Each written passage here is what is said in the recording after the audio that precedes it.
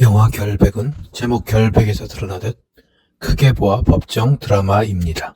결백이란 단어는 각본까지 쓴 박상현 감독의 승부수라고 할 수 있습니다. 줄거리는 단순합니다. 살인사건 용의자로 체포된 어머니를 유능한 변호사인 딸이 그 결백을 입증한다는 것입니다. 이 한 문장에 조금씩 살이 붙으면 영화가 만들어집니다. 살인 용의자인 어머니는 치매에 걸렸고 어머니를 구해내는 딸은 오래전 고향을 떠나 사실상 가족과 의절한 상태입니다. 살인사건은 게다가 아버지의 장례식장에서 일어납니다. 딸은 아버지의 임종을 지키지 못한 것은 물론 장례식에도 참석하지 못했습니다. 영화 결백 속으로 조금 더 들어가 볼까요? 나 누군지 모르겠어? 누구셔요? 디테일의 명과 암이 이 영화에는 두드러집니다. 결백의 스토리는 처음에는 단순해 보이지만 갈수록 살이 붙어가며 복잡해집니다. 변호사인 딸이 치매 걸린 어머니의 결백을 증명하며 고군분투하는 이야기를 담은 이 영화의 성패는 복선과 음모 그리고 반전을 어떻게 배치했느냐에 따라 결정될 텐데 되치기가 이 영화의 가장 큰 특색이라고 말할 수 있습니다. 영화는 먼저 아버지의 장례식장에서 벌어진 막걸리 농약 살인사건을 보여줍니다. 이어 기억을 잃은 채 살인사건의 용의자로 내몰린 어머니의 체포 장면을 가족과 인연을 끊고 서울에서 변호사 생활하는 딸이 TV로 보게 됩니다. TV에는 다음과 같은 자막이 뜹니다.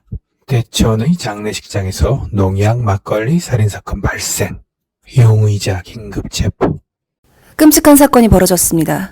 충남 대천시 초평면 농가의 한 장례식에서 고농축 살충제가 든 막걸리를 마셔 한 명이 사망하고 3명이 중태에 빠졌습니다. 경찰은 원한 관계에 의한 독사를 살해 동기로 보고 피고인 최화자를 현장에서 긴급 체포했습니다.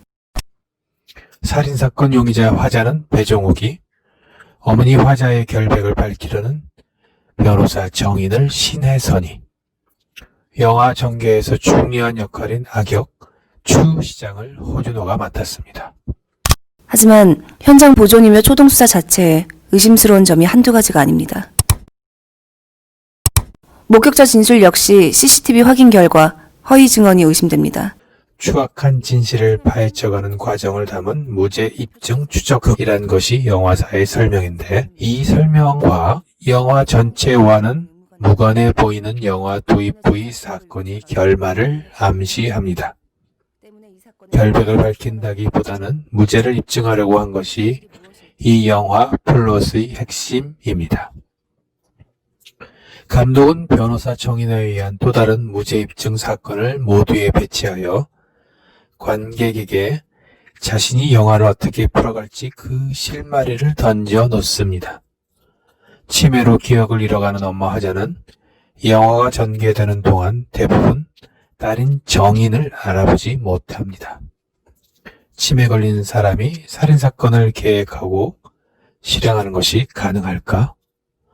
관객은 직관적으로 화자의 결백을 받아들이면서 정인이 악당들에 맞서 어떻게 결백을 증명하여 해피엔딩을 끌어낼지를 기대합니다. 정인이 사건을 수적함에 따라 악당 추 시장과 마을 사람들의 과거 행적, 그들이 숨기고 싶었던 비밀이 밝혀지며 영화는 선과 악의 대립구도를 취하게 됩니다.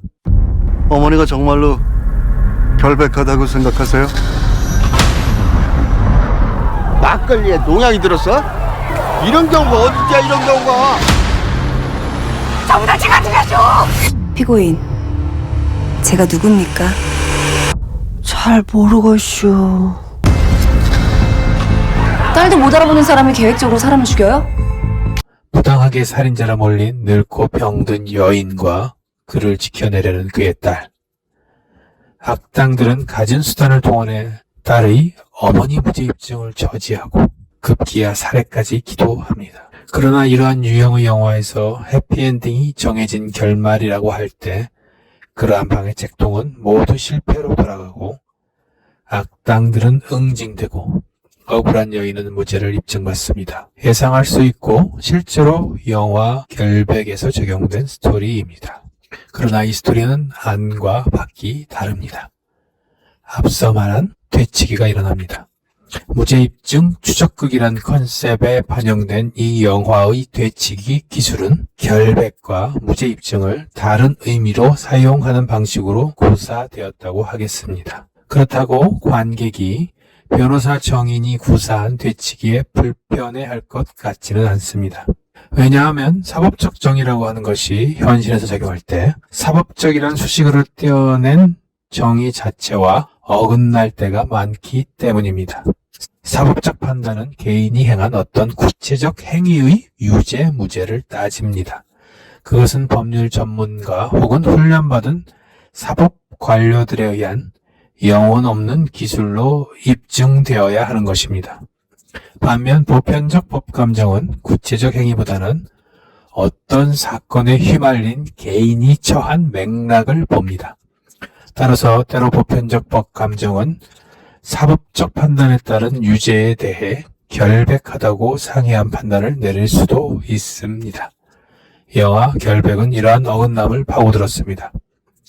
긴장과 재미를 끌어올리기 위해서 전반부에 누명과 결백이란 이항 대립을 만들어냈다면 의미를 확정하기 위해서는 후반부에 유죄와 정의를 대립시킵니다. 결국 180도를 돌린 게 아니라 360도를 돌린 게 되는데 그렇다고 제자리로 돌아온 것은 아닙니다.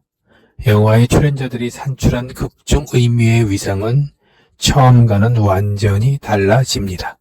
영화 도입부에 등장한 사건의 무죄입증은 영화 결말의 무죄입증과 겹쳐지며 수미상관을 취하지만 그 외형상의 동일성은 질적으로 커다란 윤리적인 차이를 내포합니다. 이처럼 끊임없는 되치기가 영화 내내 작동합니다. 이러한 플러스상의 재능은 칭찬할 만한 것입니다. 그러나 되치기를 위한 잔기술이 너무 많이 들어가 영화의 완성도를 어느 정도 갉아먹었다는 느낌을 지우기 힘듭니다. 좋은 착상에 어울릴 법한 큰 기술로 승부를 보았다면 그게 나무랄 데 없는 영화가 되었을 것이기에 안타깝습니다. 영화든 소설이든 픽션은 관객과 독자의 개연성 감각에 호소하며 공감을 확보하는 법입니다.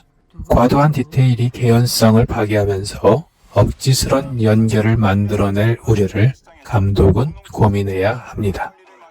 배우들에 대해 살펴보겠습니다. 브라운관을 통해서도 익숙한 주연 신에서는 드라마 2013을 시작으로 아이가 다섯, 비밀의 숲, 황금빛 내 인생, 단 하나의 사랑 등 다양한 작품에서 연기 경력을 쌓았습니다. 결백은 신혜선의 첫 스크린 주연작입니다. 박상현 감독은 신혜선 배우처럼 발음이 정확하면서 감정의 템포까지 조절하는 배우가 흔치 않다. 현장에서 눈물의 타이밍까지 조절하는 모습에 감탄을 금치 못했다고 전했습니다. 기억을 잃은 살인 용의자 화자 역으로 영화에 무게감을 더한 배종옥은 연기 변신에 대한 갈증으로 이번 작품을 선택했다고 말했습니다. 결백은 두 여성 배우를 주연으로 내세워 폭력적이고 사악한 남성 중심적인 사회 체계를 돌파케 한 데서 또 다른 감상 포인트를 발견할 수 있습니다. 살인 용의자로 체포된 엄마나 그의 결백을 증명한 딸이나 모두 정의를 실현하는 데 단호함을 보였다고 할 수 있으며 동시에 가부장적이고 남성적인 억압과 폭력에 대해서도 단호한 모녀의 연대를 실현했습니다. 영화 결백은 실화를 모티브로 한 작품입니다. 실제 뉴스에서 접했을 법한 사건의 현실감을 화면에 담아내기 위해 보령과 대천이 통합되기 전의 대천의 지역 특색을 찾아내 영화에 등장시켰습니다. 특유의 사투리를 공간과 결합한 가상의 지방자치단체 대천시가 영화의 무대입니다. 아, 추장님 오셨어요? 동네 사람들이 우리 집을 왜 그래요? 다 일 때문이지 뭐. 그 딸내미 년 하나 나타났다고 일을 이 지경으로 만들어?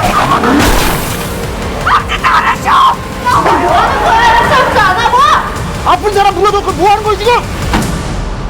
살인 용의자 찾고 있잖아.